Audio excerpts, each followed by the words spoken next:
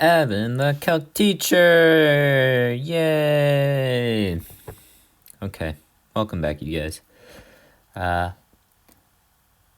I've been looking over your homework for, I guess this is the weekend, and it's tough. So I think I'm gonna do another one of those quote-unquote lectures where I do a lot of your homework problems, and you guys give me really good reviews at the end of the semester for it.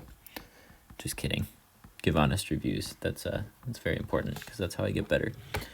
Anyway, yeah, so I'm going to go over 4 problems that are very, very similar to what's on your homework. I realize you have 5 problems on your homework, but one of them I don't think is too tricky, but the other 4 are tricky. So I'm going to go over 4 similar problems to your homework, and, hopefully that makes your life easy over the weekend, and hopefully you learn something in the process.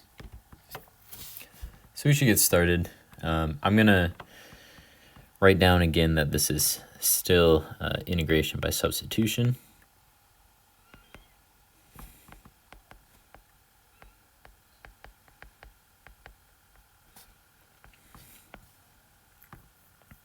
And I'm going to recall these priorities that I like to talk about.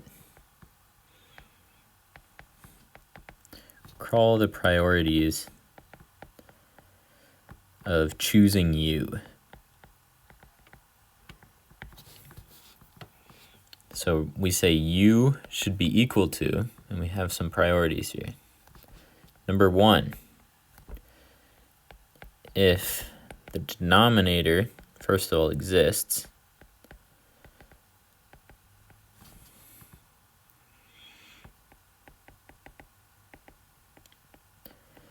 if it exists and has overall power 1.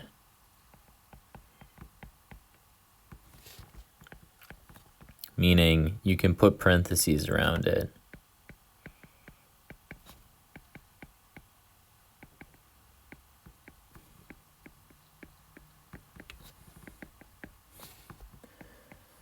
And there is only a power of 1 there.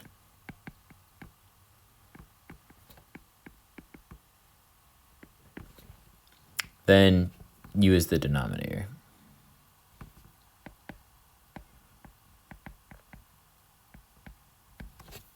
So U is going to be the denominator. And this will be a natural log problem.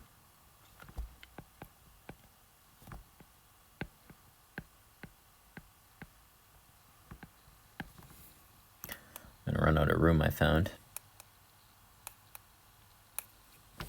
Man, sometimes erasing does not want to get very excited. All right, there we go.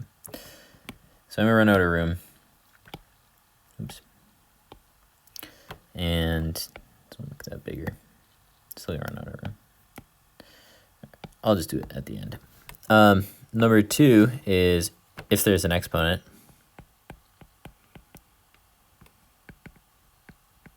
Really an exponential. Meaning e to something. Then U equals the exponent. And finally, I don't know how to get rid of this. There you go. Finally, if neither of the two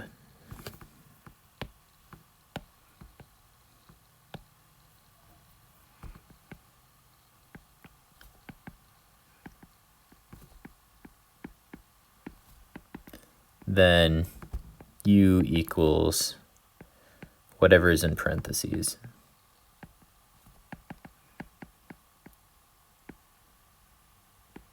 That's really the way you want to think about it.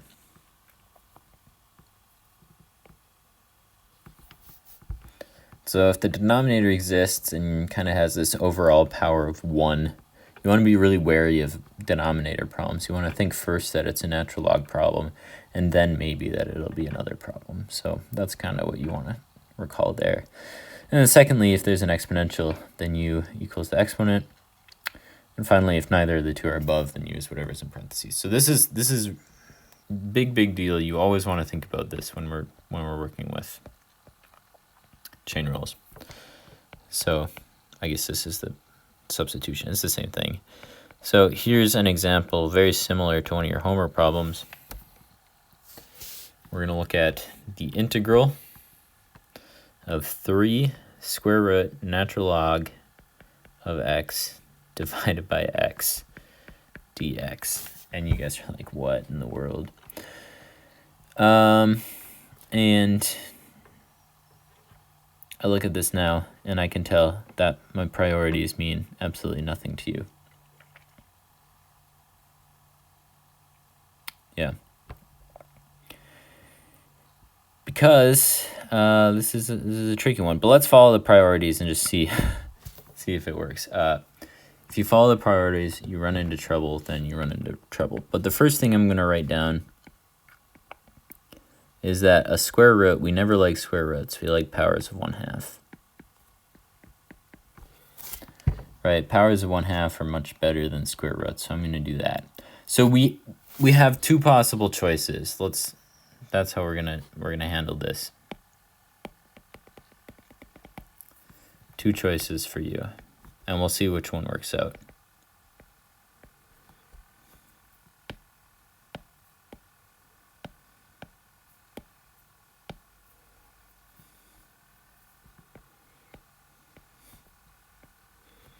So choice 1 would be to follow my priorities, which I'm now finding out I guess are wrong sometimes. But choice 1, we're going to say u equals the denominator because, doggone it, I said if the denominator exists and has overall power 1, which it certainly does,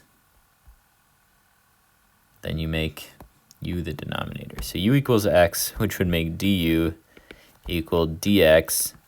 And you know what happens in that case is we end up with this, right? 3 square root natural log of x divided by x du or dx equals, if I substitute in u, this turns into 3 square root natural log u divided by u du, and we're like, crap. It went nowhere.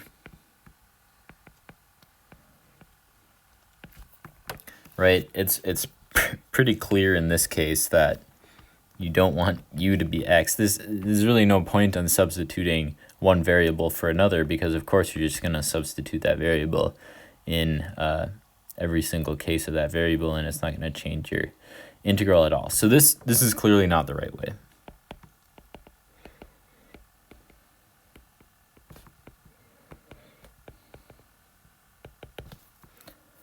So, womp. I'm sorry for basically lying to you guys, but the priorities are still a good rule of thumb. So then we basically only have one other choice for you, because we already tried the denominator. We might as well try what's in parentheses.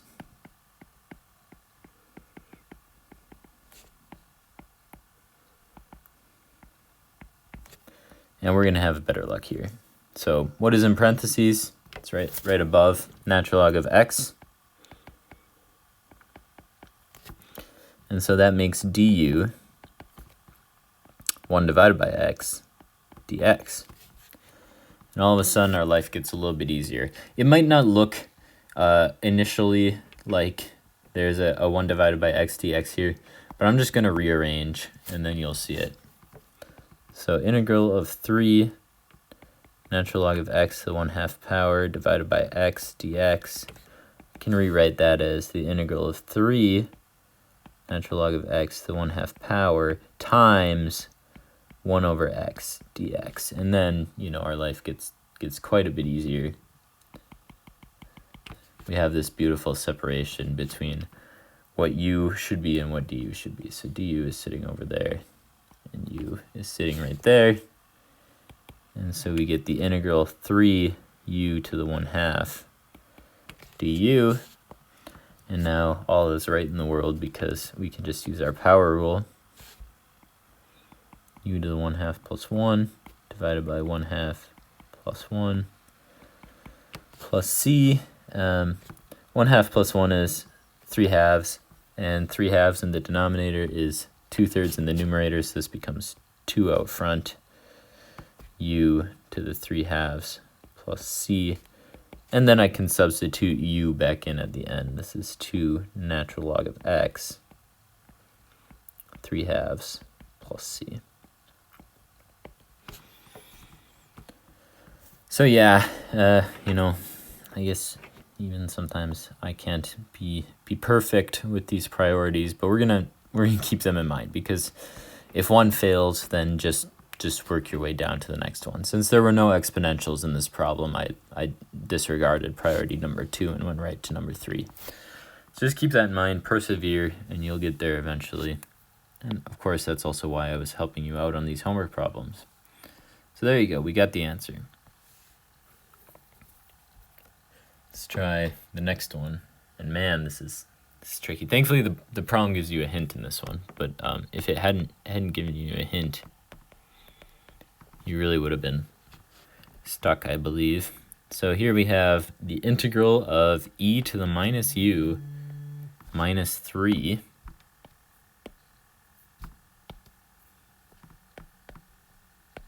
divided by e to the minus u minus 3u du. You guys are thinking right now, what the heck? Why did you start out with u's when we're doing u substitution? And you know what? That's just life. This is a plus, actually, but that's just life, and we can use other variables, I promise. So in this case, the problem says hint. This is equals question mark, and then the problem says hint. It says let v, so now we're doing v substitution, equal e to the minus u plus 3u. And the nice thing here is that it says hint, blah, blah, blah. But if you were to have followed my priorities, you would have done the same thing, because this is a denominator in some sense of overall power 1. I could put parentheses around the outside, and then we would have ended up with an overall power of 1. It wouldn't have been like a denominator squared or something like that. So we would have gone to our first priority, and then we would have said, in first priority number 1, if the denominator exists and has overall power 1, you can put parentheses around it, and there's only a power of 1 there, then u equals denominator. So we would have done v equals denominator, which is exactly what we see here. So we'll do that.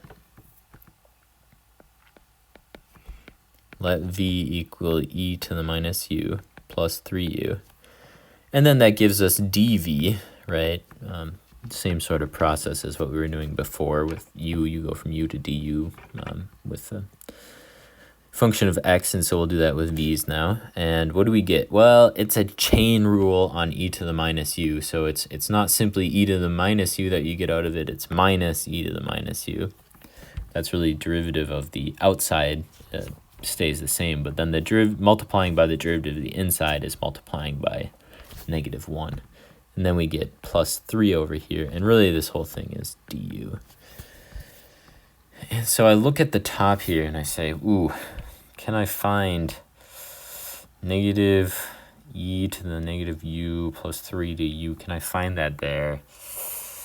The denominator, no, because I don't have my signs right. My negative e is not like that. And of course the denominator should be v, so where's my dv showing up? Well, in all these log problems, we better hope it's somehow in the numerator. So I'll just write this. We really want to find this in the numerator if we can.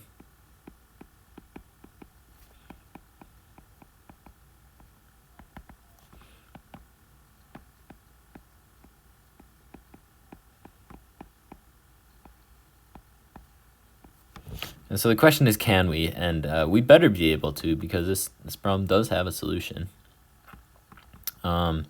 So the first thing I'm going to notice is that the e to the minus u in the numerator has a positive sign, and then there's a minus 3, and in this case there's a negative sign. It's negative e to the minus u plus 3. So that's starting to tell me that I might be onto something. And that's, I'll just put a negative on both sides. Negative dv equals, well, now it's going to be e to the minus u minus 3 du. and all of a sudden the world makes sense. The numerator is exactly basically dv, right? The numerator du is dv. So I'm going to rewrite our problem now. This was e to the minus u minus 3 over e to the minus u plus 3u du.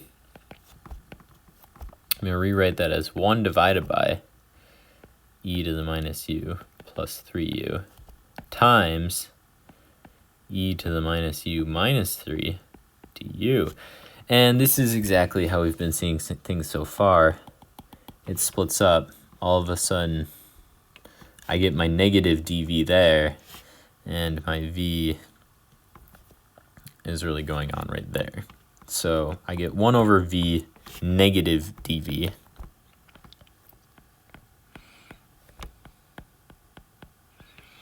But the negative sign is just like multiplying by -1.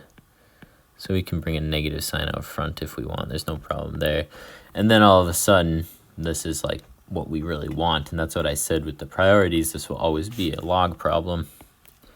This is the log of the absolute value of v plus c. And what was v? Well, there it is. It's e to the minus u plus 3u. So we can rewrite this as negative log absolute value e to the minus u plus 3u plus c. So yeah, maybe without the hint, it'd be a little tough. My priorities at least work in this case, even though they didn't in the first. But you know, just stick with it, and everything will probably work out eventually. And this is a special case where even though we had exponentials in our problem, we didn't grab the exponential, the piece in the exponential as our substitution piece, because we had a denominator. And the denominator trumps the exponential, which trumps parentheses. That's how we want to think about it. So hopefully that makes sense. It's one of your homework problems, so you're welcome. Let's do another one. This one says, find the function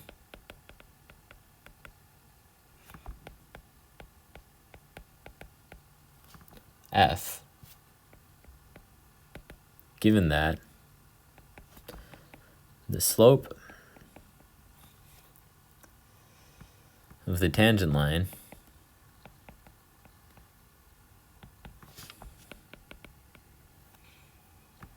at any point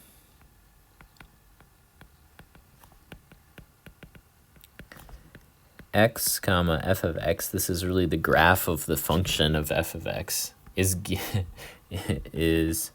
f prime of x and the graph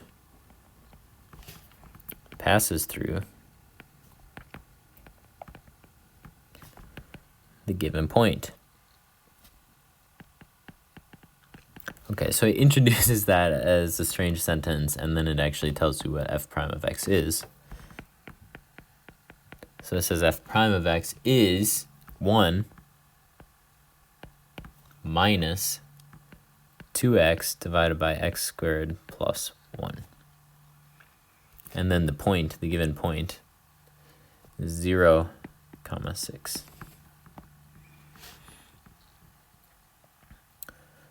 So really, this is like a pseudo. This is an initial value problem in disguise.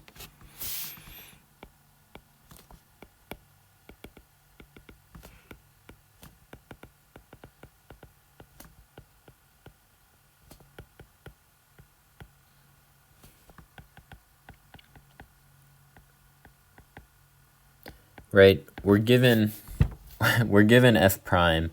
And basically it's saying find the function f. So we're taking f prime to f. And then it's giving us a point. And so in our minds, we're just thinking about 0, of course, being x. 6 being f of x. So this is really saying f of 0 equals 6 is how we want to think about the initial value problem. It's really f prime is what it gives you, and then f of 0 equals 6. So let's do that. Solve initial value problem.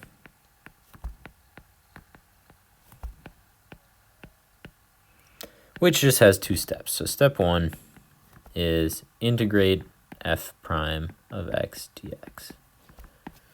And we can do that. It's not too hard, right? Integrate f prime, what is that? It's 1 minus 2x divided by x squared plus 1 dx. And before I get too technical, and although we're in a chain rule section, or I guess the substitution section, they're really the same thing in my head. The integral can still be split over plus signs and minus signs. So we're going to split the integral over this minus sign and make our life a heck of a lot easier. So the integral of 1 dx minus the integral of 2x over x squared plus 1 dx. And now things are making a lot more sense, because what is the integral of 1? Well, that's just x. It's the tricky piece, the second piece. Integral of 2x over x squared plus 1 dx. And if we go back to our priorities, and I'm not going to scroll up there, but our priority says, if you have a denominator, which we certainly have a denominator, and you can put parentheses around your denominator, which I can, and basically there are no powers outside of those parentheses, just nothing that can pull through those parentheses, then I want to grab the denominator. So I'm going to say that right now. I'm going to say by priorities,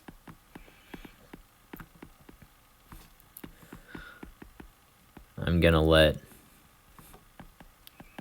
u equal x squared plus 1. That's really the first thing you should think about. If you have a denominator, it's probably going to be the piece in the denominator.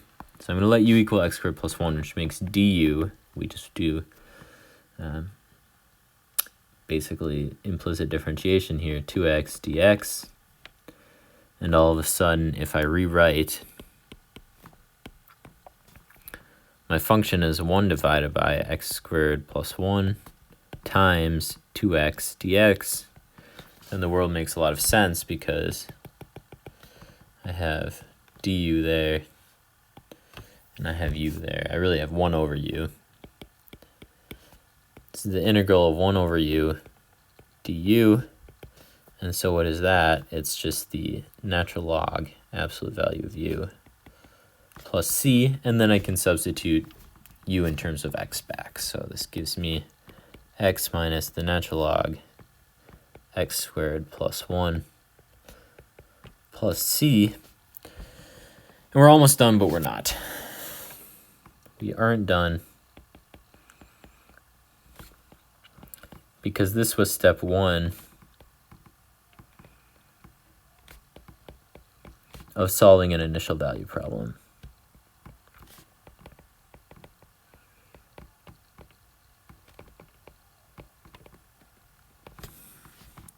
So step 2 says plug the point in and solve for c. So we go back up, we have our point here. F of 0 equals 6.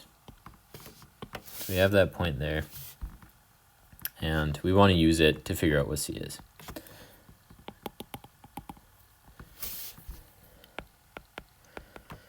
So step 2 is use the point 0, 6 to find c. So in the above, f of x equals x minus natural log x squared plus 1 plus c, we're going to exactly look at the point f of 0 equals 6, which is the same as f of 0 equals 6, but plugging 0 into f gives us 0 minus the natural log 0 squared plus 1 plus c.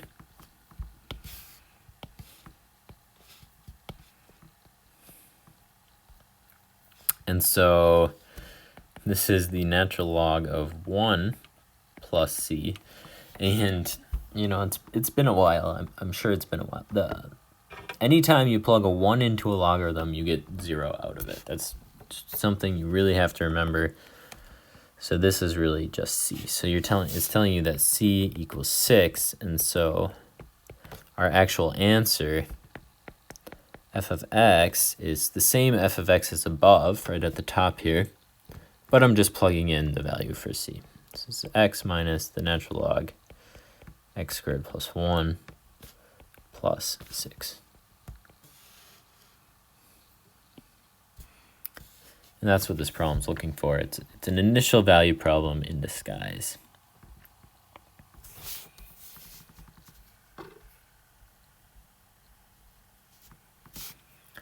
Okay, and for all of you lovely maybe pre-med majors, because pre-med is a major, right?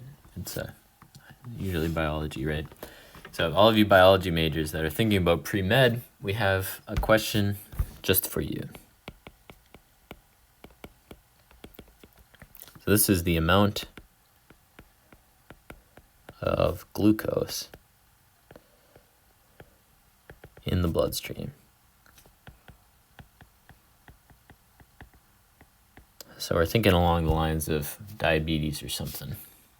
So the question says, suppose that a patient is given a continuous IV infusion of glucose at a constant rate of R milligrams per minute.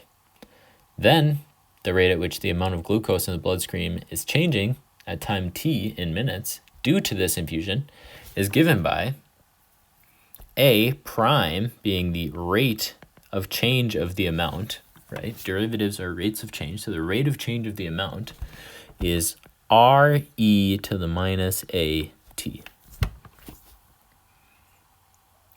Milligrams per minute, where A is a positive constant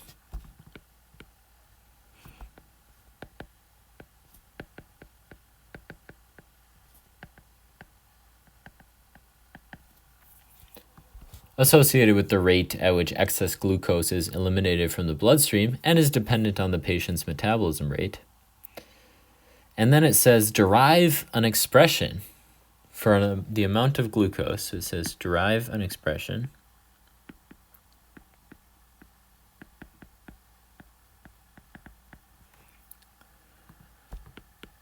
for the amount, and we really want to just think about this as A of t, the amount of glucose in the bloodstream at time t.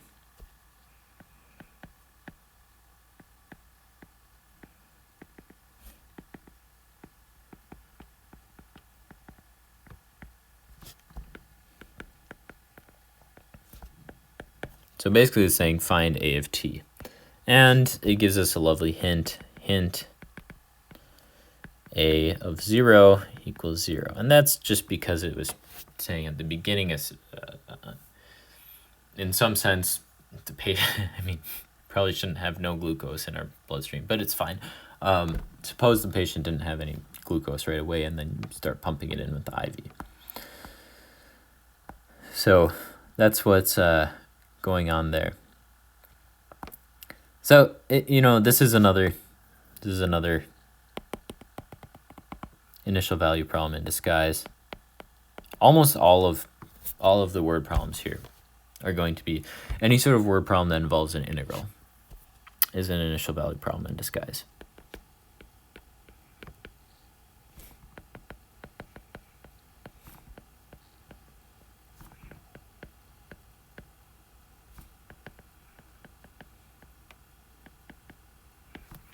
And so, of course, the tough thing here is integrating A prime. So step one, as always, we find A is going to be the integral of A prime dt, and that's, of course, the integral of RE to the minus AT dt.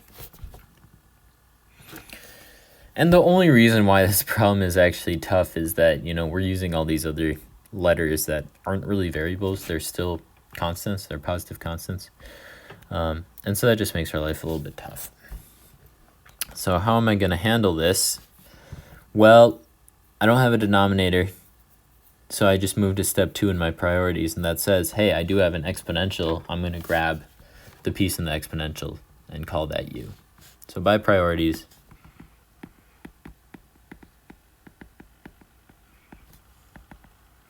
the exponent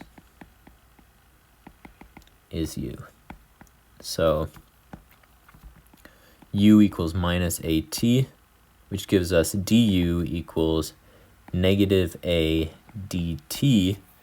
And I don't have a negative a dt in my integral, so I do the same thing that hopefully we're getting a little bit used to, and that's that we call this minus 1 divided by a du equals dt. And that makes a lot of sense, because over here then I just write my integral as r. R is a constant, it can pull out, no problem.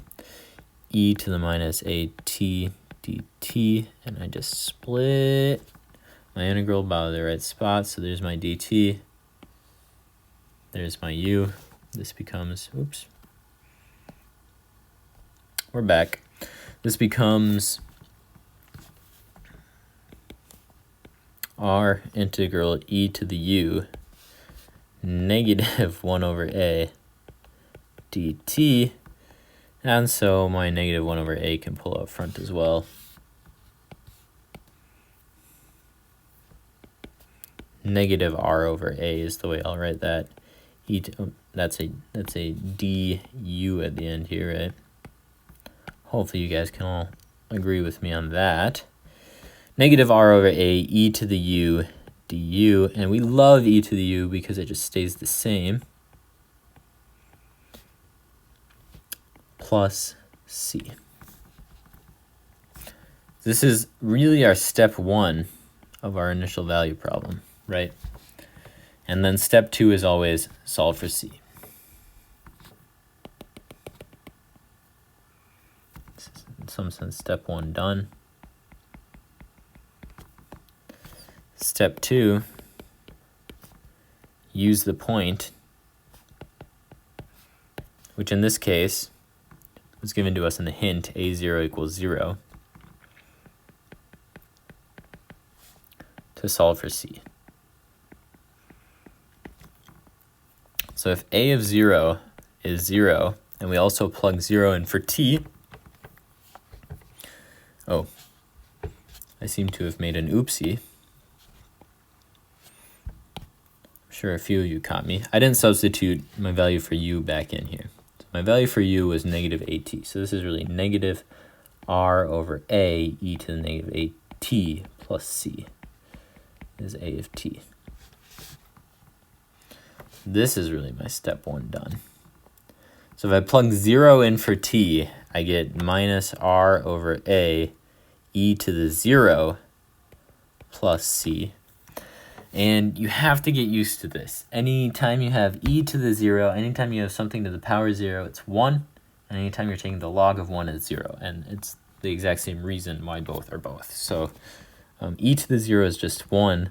This gives me negative r over a plus c equals 0, right? This 0 is still here on the left. So if this equals 0, and I solve for c, I'm going to add r over a to both sides, gives me c equals r over a. And I'm not quite done.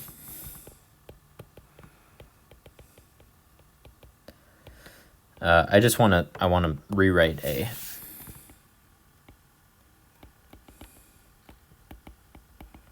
So I rewrite a of t.